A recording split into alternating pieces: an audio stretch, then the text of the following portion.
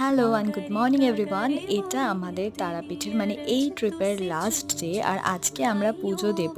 যেহেতু আজকে দোল, আর for the very first time তারাপীঠে দোল সেলিব্রেট করছি, সেই জন্য আজকে ভাবলাম একটু শাড়ি কেননা পরি।